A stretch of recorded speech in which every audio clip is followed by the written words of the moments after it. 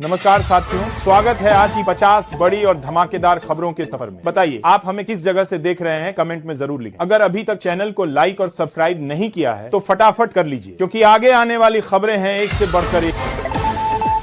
गुजरात के वावथराड में केंद्रीय गृह मंत्री अमित शाह ने बनास डेयरी के बायो सीएनजी और उर्वरक संयंत्र का उद्घाटन किया। उन्होंने 150 टन क्षमता वाले दूध पाउडर संयंत्र की नींव भी रखी। अमित शाह ने कहा कि डेयरी सेक्टर किसानों की आमदनी बढ़ाने में अहम भूमिका निभा रहा है। उन्होंने डेयरी योजनाओं से जुड़े नए नवाचारों की जानकारी दी। इस मौके पर हजारों किसान और डेयरी सदस्य मौजूद रहे। सैन्य झंडा दिवस पर प्रधानमंत्री नरेंद्र मोदी ने देश के वीर जवानों को नमन किया। उन्होंने कहा कि सैनिकों का त्याग और समर्पण हर देशवासी के लिए प्रेरणा है। पीएम ने नागरिकों से कोष में योगदान देने की अपील की। यह कोष घायल सैनिकों और वीर नारियों के परिवारों के कल्याण में खर्च किया जाएगा। रक्षा मंत्री राजनाथ सिंह ने भी जवानों की सेवा को सलाम किया।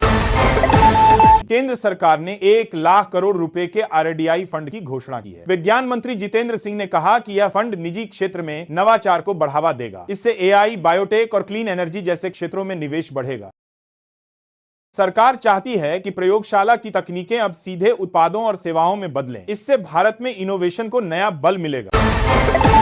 दिल्ली की मुख्यमंत्री रेखा गुप्ता ने प्रदूषण नियंत्रण को लेकर बड़ा बयान दिया। उन्होंने कहा कि सरकार पूरी सतर्कता के साथ वायु गुणवत्ता सुधार पर काम कर रही है। मिसिंग, रोड स्प्रिंकलर और सफाई अभियान लगातार जारी है। सुबह दिल्ली का एक्यूआई 333 दर्ज किया गया, जो खतरनाक श्रेणी में है। सीएम ने कहा कि हर विभाग मिलकर स्थिति सुधारने में जुटा है। इंडिगो की कई फ्लाइटें रद्द होने के बाद रेलवे ने यात्रियों को बड़ी राहत दी। भारतीय रेलवे ने 89 विशेष ट्रेनें चलाने की घोषणा की है। ये ट्रेनें मुंबई, दिल्ली, हैदराबाद, पुणे और हावड़ा जैसे बड़े शहरों को जोड़ेंगी। 6 से 12 दिसंबर तक इन ट्रेनों से यात्रियों को वैकल्पिक सुविधा मिलेगी। यात्रा के दौरान सुरक्षा और सुविधा के विशेष इंतजाम किए गए।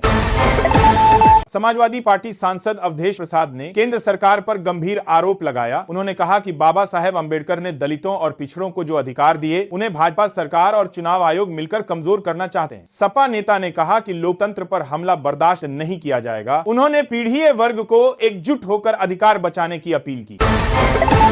उत्तर प्रदेश के उप मुख्यमंत्री केशव प्रसाद मौर्य ने अखिलेश यादव पर पलटवार किया। उन्होंने कहा कि समाजवादी पार्टी चुनावी हार से निराश है। मौर्य ने बताया कि एसआईआर प्रक्रिया मतदाता सूची के शुद्धिकरण के लिए है। उन्होंने अखिलेश यादव के आरोपों को गैर जिम्मेदाराना बताया। कहा कि भाजपा पारदर्शी चुनाव प्रक्रिया में विश्वास रखती है। भाजपा नेता सैयद शाहनवाज हुसैन ने टीएमसी विधायक हुमायूं कबीर पर निशाना साधा। उन्होंने कहा कि बाबरी मस्जिद की नींव रखकर वे बंगाल में माहौल बिगाड़ना चाहते हैं। शाहनवाज ने कहा कि टीएमसी ध्रुवीकरण की राजनीति कर रही है। उन्होंने आरोप लगाया कि यह सब वोट बैंक के लिए किया जा रहा है। कहा कि बाबर किसी भी मुसलमान के लिए आदर्श नहीं हो सकता।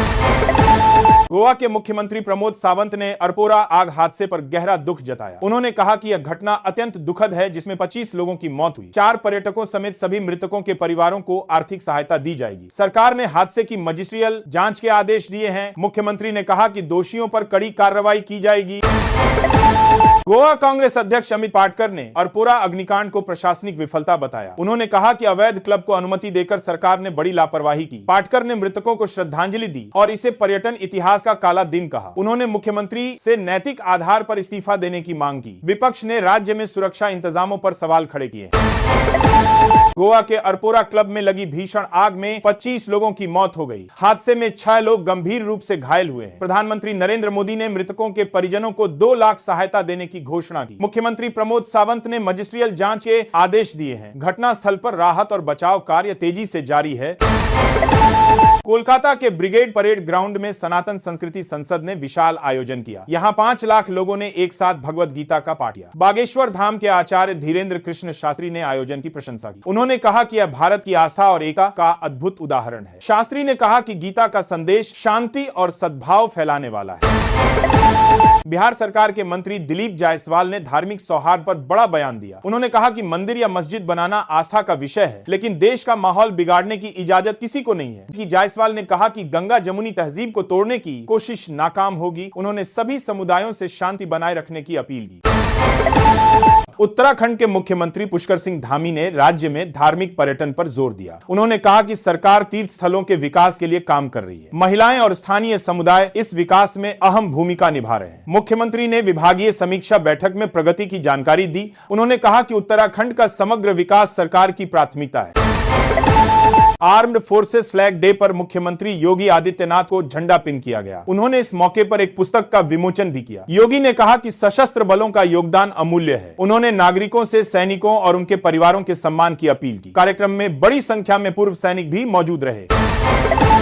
बसपा प्रमुख मायावती ने संविधान की भावना को सही ढंग से लागू करने पर जोर दिया। उन्होंने कहा कि देश की समस्याओं का समाधान संविधान में ही छिपा है। मायावती ने बाबा साहेब अंबेडकर के योगदान को याद किया। कहा कि सामाजिक न्याय और समानता तभी संभव है जब सरकार ईमानदारी से काम करे। उन्होंने संवैधानिक मूल्यों के पालन की अपील की।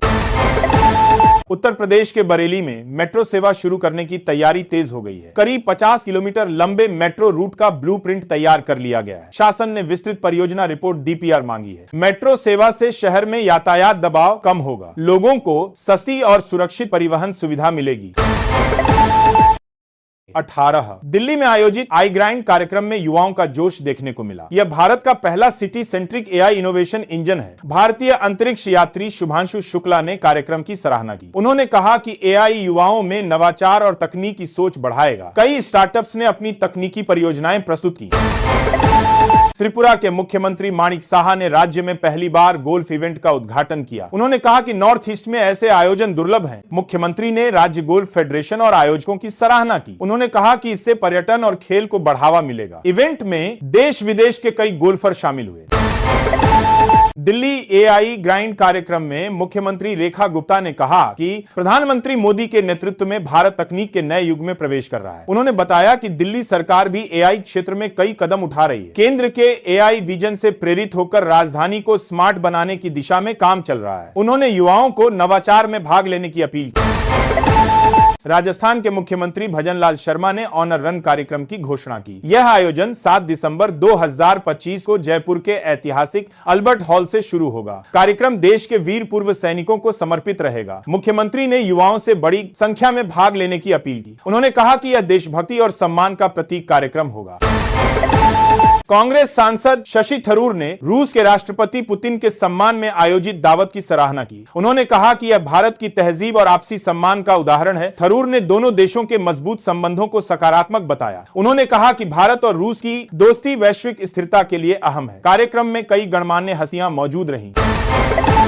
उत्तर प्रदेश के मुख्यमंत्री योगी आदित्यनाथ ने एसआईआर प्रक्रिया पर निर्देश दिए। उन्होंने कहा कि चुनाव केवल अफसरों के भरोसे नहीं जीते जा सकते। सीएम ने 2 जिलों में फर्जी वोटरों की शिकायतों को गंभीरता से लिया। उन्होंने विधायकों से मतदाता सूची शुद्ध करने के निर्देश दिए। योगी ने कहा कि पारदर्शी मतदान ही लोकतंत्र की ताकत है।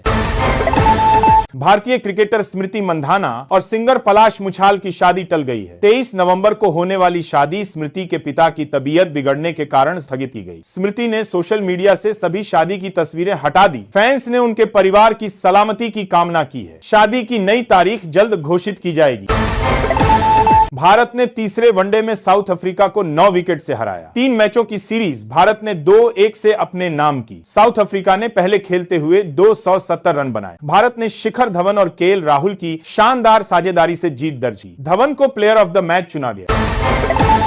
टीएमसी विधायक हुमायूं कबीर ने बाबरी मस्जिद की नींव रखने पर अपना पक्ष रखा। उन्होंने कहा कि उन्होंने कोई गैरकानूनी काम नहीं किया है। कबीर का कहना है कि संविधान हर नागरिक को पूजा स्थल बनाने की स्वतंत्रता देता है। उन्होंने विरोध को राजनीति से प्रेरित बताया। कहा कि उनका उद्देश्य सांप्रदायिक नहीं धार्मिक था।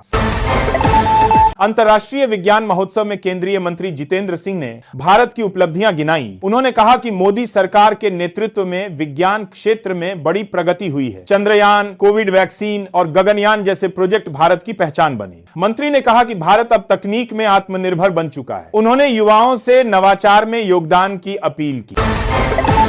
केंद्रीय कर्मचारियों के लिए बड़ी खबर है। कर्मचारियों के लिए 8वां वेतन आयोग 1 जनवरी 2028 से लागू होने की संभावना है। यह अब तक का सबसे बड़ा वेतन सुधार माना जा रहा है। इससे लाखों कर्मचारियों और पेंशनर्स की सैलरी में बढ़ोतरी होगी। सरकार जल्द इसकी औपचारिक घोषणा कर सकती है।